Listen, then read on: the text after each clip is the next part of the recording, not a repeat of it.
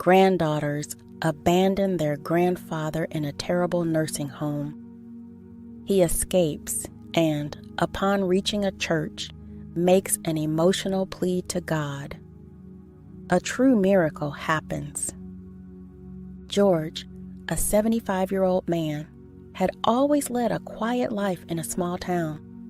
With a serene appearance, his gray hair and tired eyes still held a spark of life. His granddaughters, Anna and Clara, promised to take care of him, assuring him that he would never be alone. With his health failing, George was convinced by his granddaughters to move into a nursing home. They assured him that they would visit regularly and take care of his well-being. On the day of the move, Anna, trying to hide her anxiety, said, "Grandpa, you'll like the nursing home. It's a very nice place, full of people to talk to." George looked at her with a mixture of hope and apprehension, asking, "Do you promise to visit me often?" Clara, trying to appear confident, replied, "Of course, Grandpa. We would never leave you alone." George sighed, accepting his granddaughter's decision. He knew his health no longer allowed him to live alone, and trusted that the girls would keep their promise to visit him regularly. However, his heart was heavy with the thought of leaving the home where he had spent his entire life. As he prepared for the move, George felt conflicted. He didn't want to be a burden to his granddaughters, who had their own lives and responsibilities. He felt guilty for causing them trouble, while at the same time, a deep loneliness and sense of abandonment began to take hold of his heart. "Am I really becoming a burden?" he wondered as he packed his few belongings. Upon arriving at the nursing home, George looked around carefully. It was indeed beautiful, but he couldn't shake the sadness of saying goodbye to his home. His granddaughters helped him settle in and promised to return soon to visit him. "We'll be back this weekend, Grandpa," said Anna, giving him a tight hug. George smiled, but inside, he felt increasingly alone. As the days passed, he tried to get used to the new routine and make friends at the nursing home, but the longing for his family and home was a constant burden. The first days at the nursing home were lonely. George spent his time looking out the window, waiting for the promised visit from his granddaughters. Each weekend, he waited anxiously for Anna and Clara, but the days passed and they didn't show up. His heart, once full of hope, began to fill with doubt and fear. One morning, while watching the movement in the nursing home's garden, George remembered Clara's words, "We would never leave you alone." He repeated these words like a mantra, trying to find comfort in them. However, reality began to set in, and the promise seemed increasingly distant. After a few days, George began to realize the harsh reality of the nursing home. The promise of care and regular visits quickly faded. His granddaughters, Anna and Clara, never returned to see him, and when he asked the nursing home to call them, his calls went unanswered. The loneliness and abandonment weighed even more heavily on his heart. In the nursing home, George was constantly neglected. The meals were sparse and often poorly prepared. The staff's lack of attention was evident. George's basic needs, such as medication, were ignored. One day, he approached a staff member, his voice trembling, and pleaded, "Please, I need help with my medication." The staff member, without even looking at him, rudely replied, "Wait your turn, old man. We have other priorities." George felt a lump in his throat. The disdain in the staff member's words cut deep. He felt betrayed by his granddaughters and helpless. Each passing day, the deep sadness and loneliness intensified. He spent hours in his room, looking out the window, hoping to see his granddaughters walking through the nursing home gate. But this hope turned into disillusionment day after day. The other residents of the nursing home also shared their stories of abandonment and neglect. George saw himself reflected in them, each with their own battle against loneliness and neglect. How could this happen? He constantly wondered, trying to make sense of what he was experiencing. The days turned into weeks, and the sense of abandonment deepened. George couldn't understand how his granddaughters, who promised to take care of him, could have disappeared from his life so abruptly. He felt guilty, wondering if he had done something wrong to deserve such indifference. On a particularly cold morning, George felt a sharp pain in his chest. The emotional anguish seemed to manifest physically. He tried to call a staff member, but was ignored. Desperate, he got up and went to the infirmary, where he was met with disdain. "What do you want now?" asked a nurse impatiently. George, clutching his chest, replied with difficulty, "I'm feeling a strong pain. I need help." The nurse, visibly irritated, rolled her eyes and said, "Sit down and wait. I'll see what I can do." Sitting in a hard chair, George felt hot tears streaming down his face. The feeling of helplessness was overwhelming. He remembered the happy moments with his granddaughters, the laughter and the promises that he would never be alone. Now, everything seemed like a distant memory, almost like a dream fading away.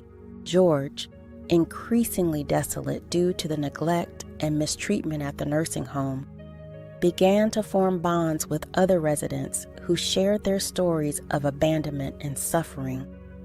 He met Martha, a woman with gray hair and eyes full of sadness, who had been left at the nursing home by her children years ago. Their friendship became a comfort amidst the daily torment. One afternoon, as the two talked in the garden, George expressed his indignation. "We don't deserve to be treated like this," he said, his voice laden with emotion. Martha, looking at the horizon, replied, "We have to find a way out. This isn't living."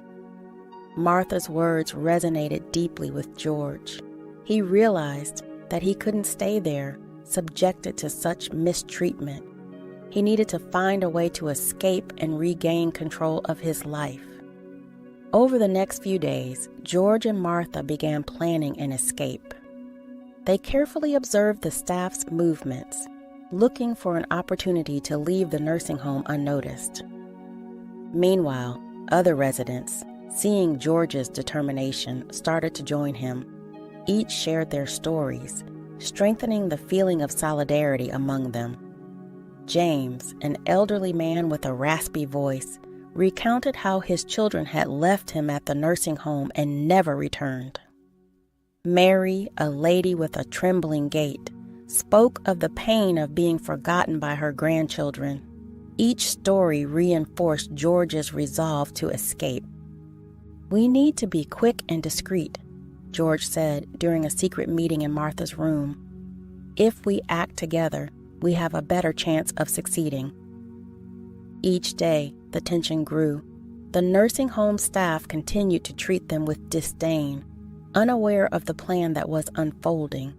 Despite their fear, George and Martha remained firm in their determination. On a cold night, while everyone slept, George and Martha decided it was time to act. "Today is the day," George said, his heart pounding. Martha nodded, her eyes shining with a mixture of fear and hope. They sneaked through the dark corridors, avoiding the few staff members who patrolled at night. When they reached the exit gate, they felt a chill run down their spines. It was now or never. With trembling hands, George tried to open the lock quietly. "Hurry, George," Martha whispered, nervously glancing around. Finally, the gate opened with a slight creak. George and Martha slipped through and ran towards freedom.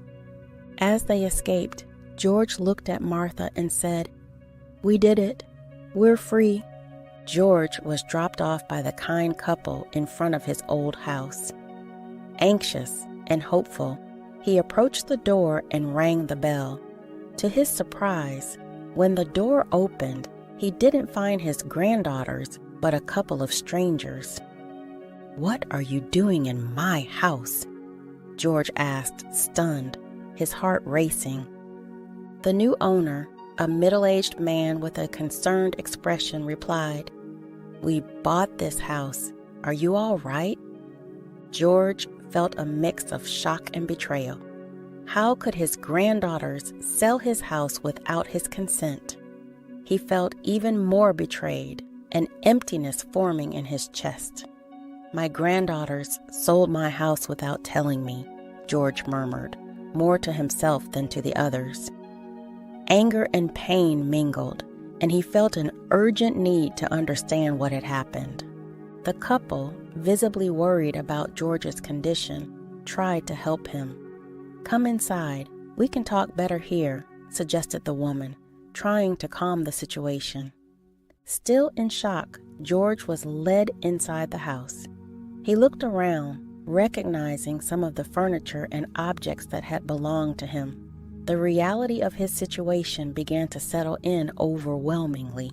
He felt disoriented and betrayed as the couple tried to explain that they had bought the house legally, unaware of the complicated situation. "We need to call someone," the man said, observing George's fragile state. "Do you have any relatives or friends we can contact?" Feeling increasingly unwell, George shook his head.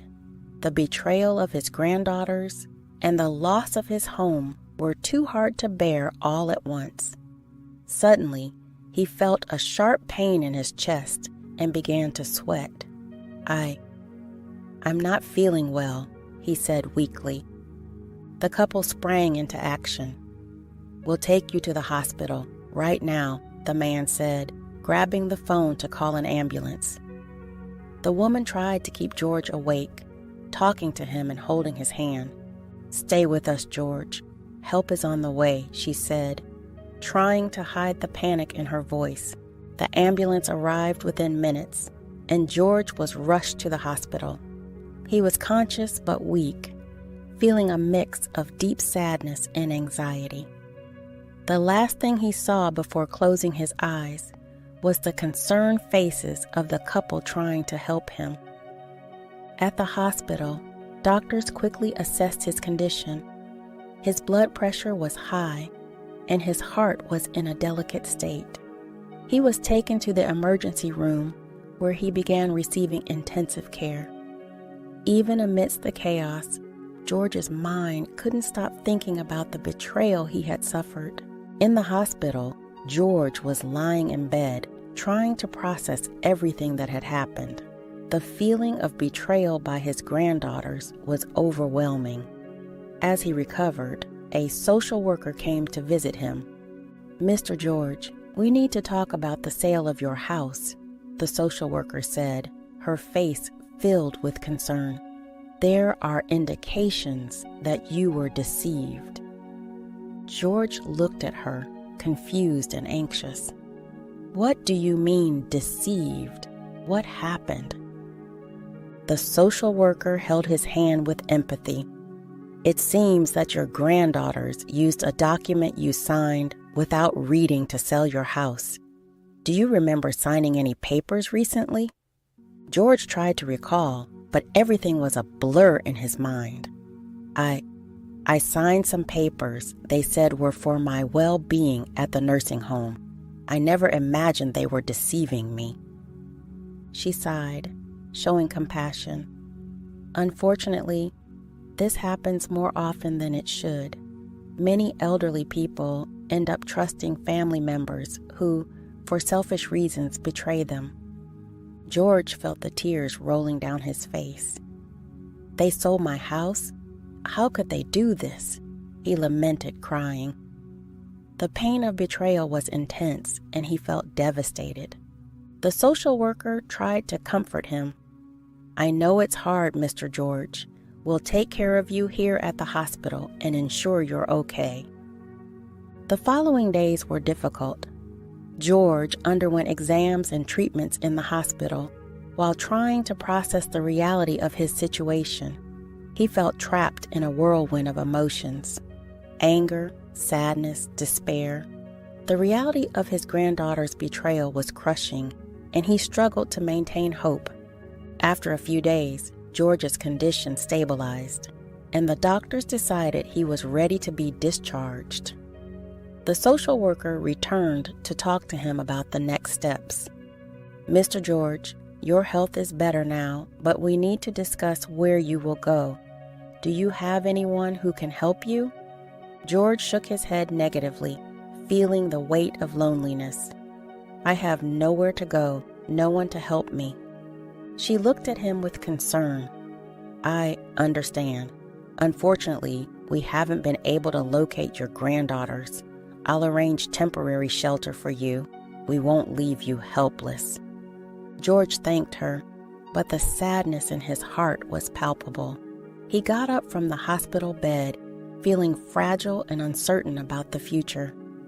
Every step he took was a reminder of the betrayal he had suffered. As the social worker headed to her office to request transportation to take George to the shelter, he made an impulsive decision. Determined not to return to the nursing home or go to a shelter, he got up and, without looking back, walked out the front door of the hospital. George walked the streets, feeling lost and hopeless. The betrayal by his granddaughters and the loss of his home weighed heavily on his heart, and he struggled against the sense of despair and loneliness.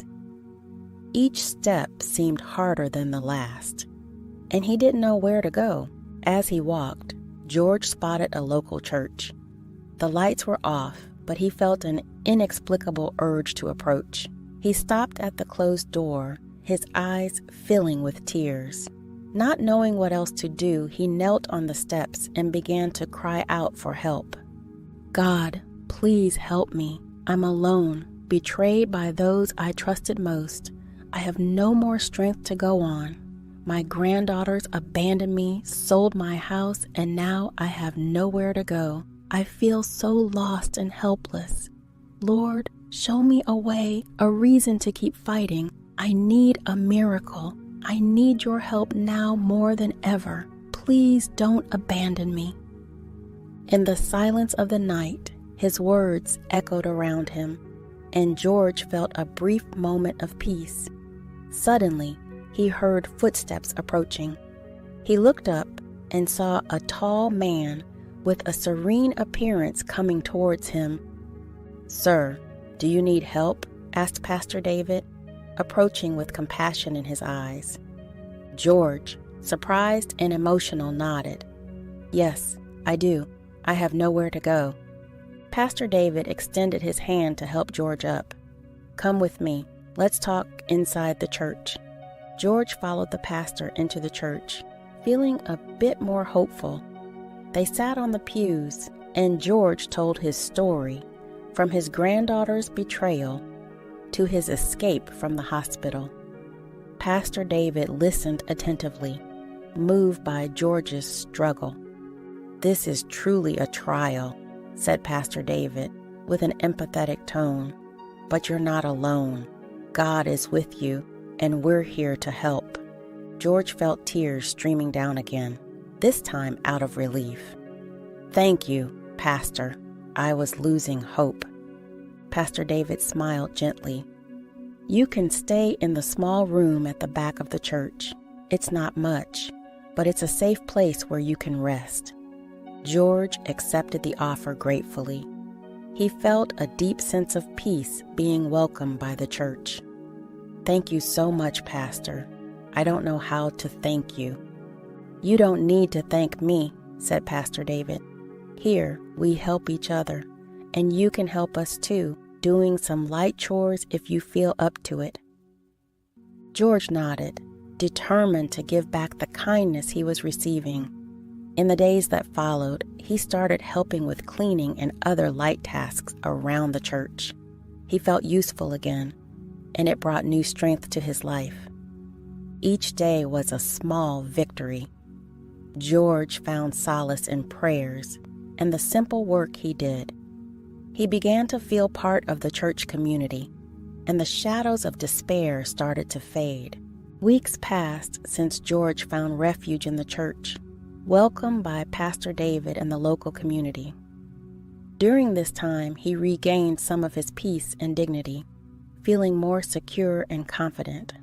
One of the first things he did was transfer all his savings to a secure account with the pastor's help, fearing his granddaughters might try to take the money too. One day, a news report about the church's community work aired on local TV, showing George among the faithful, helping with church activities. Anna and Clara saw the report and decided to go to the church. Arriving at the church, the granddaughters approached George with tears in their eyes. "Grandpa, forgive us. We were selfish," Anna said, trying to sound sincere. George, emotional at seeing his granddaughters, opened his arms and hugged them, feeling a mix of relief and hope. "My girls, I was so worried about you. I thought I'd never see you again." Clara, holding George's hand, said, "We did everything wrong, Grandpa. We should have taken care of you. We missed you so much."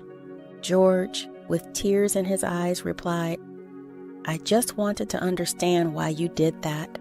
I always thought we could trust each other." Anna lowered her head, looking ashamed. "We made a terrible mistake. We were confused and let greed take over. But we want to make things right, Grandpa." George looked at his granddaughters, trying to see sincerity in their eyes. "You know it was very hard for me. I ended up in the hospital, and I thought I'd never see you again." Clara squeezed George's hand even tighter. "We know, Grandpa. We're so sorry for everything. We want to make amends and take care of you." George, emotional, felt a glimmer of hope. "Do you really want to change? I can't bear another betrayal."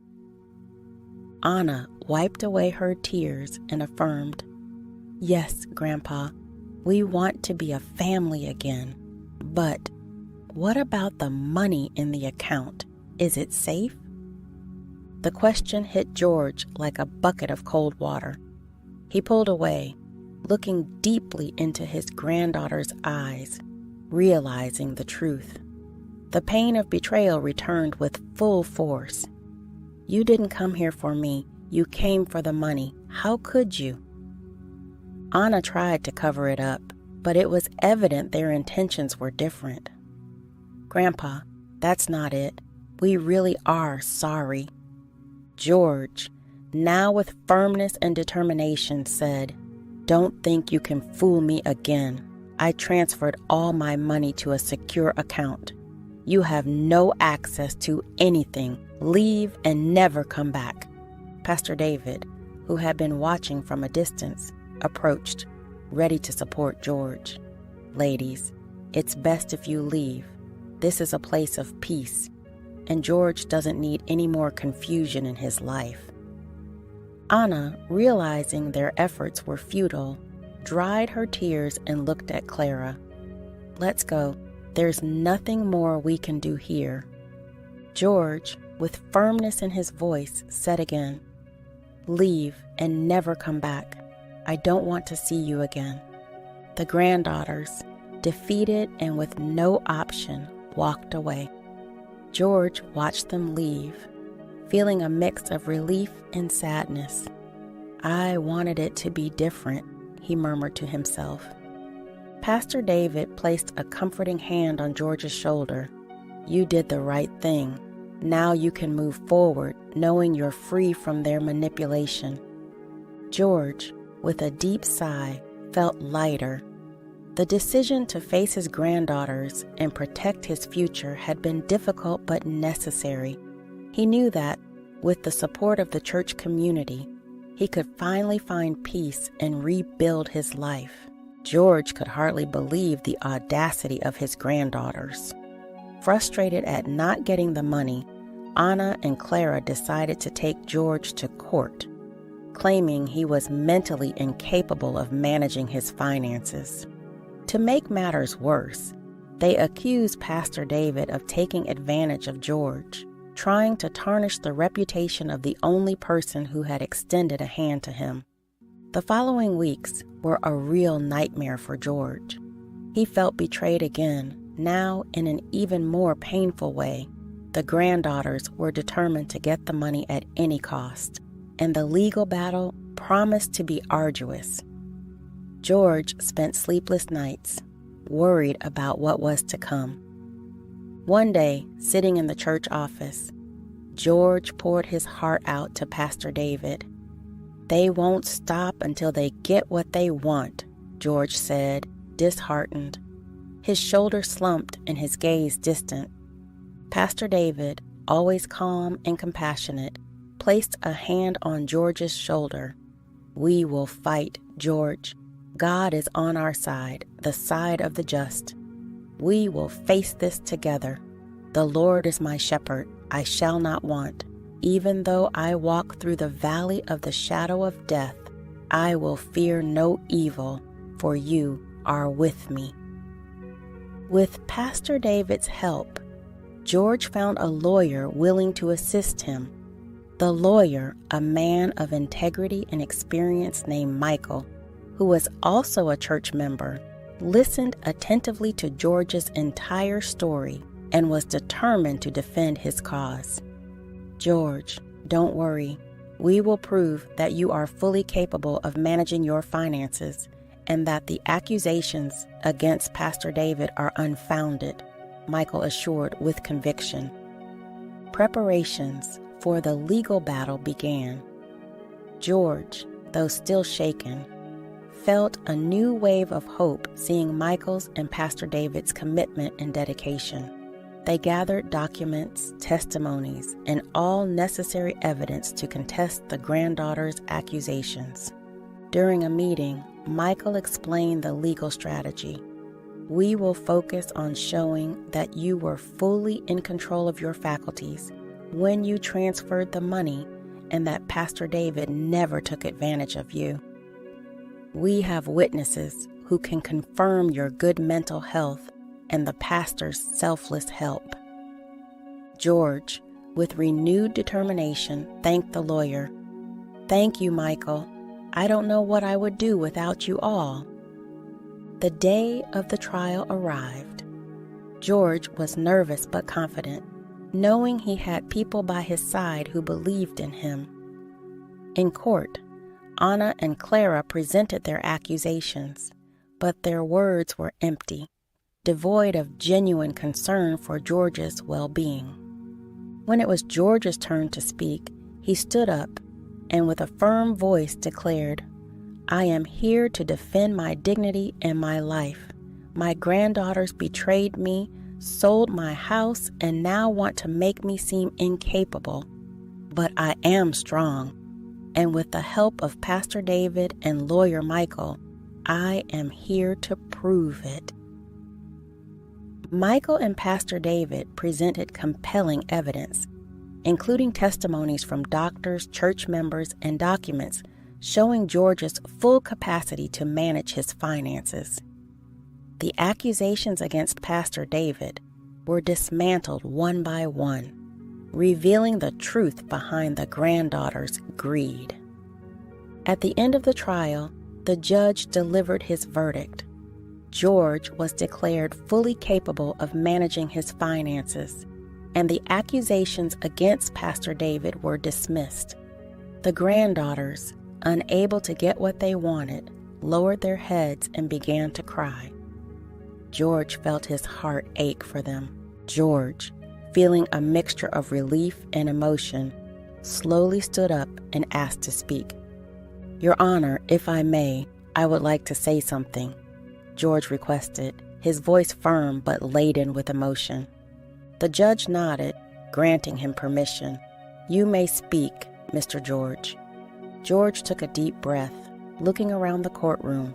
His granddaughters were there, their faces showing defeat and regret. Pastor David and Michael, the lawyer, watched with anticipation. Standing tall and dignified, George began his speech. I would like to thank God for giving me the strength to overcome this ordeal.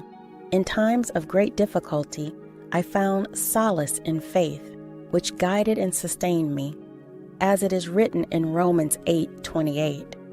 And we know that in all things God works for the good of those who love Him, who have been called according to His purpose.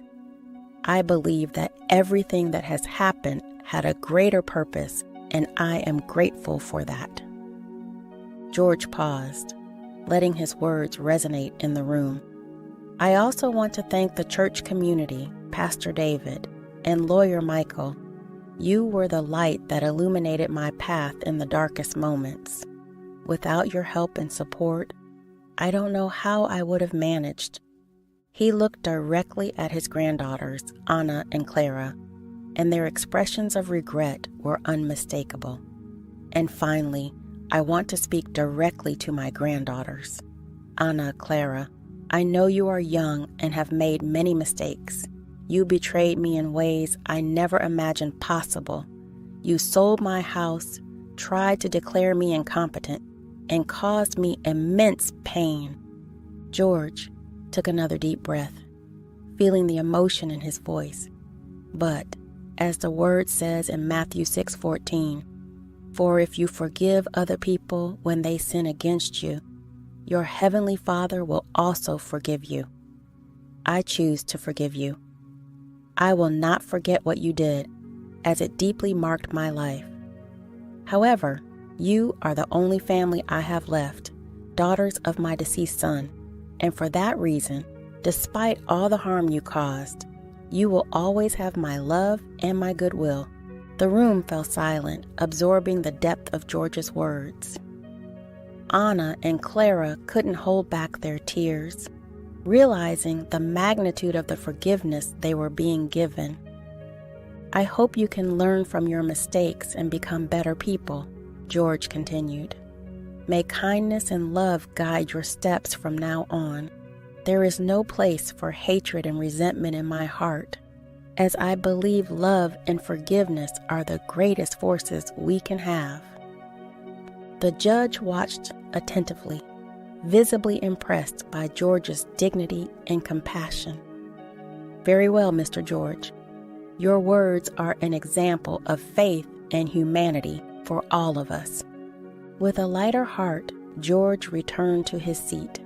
He felt stronger, knowing he had done the right thing.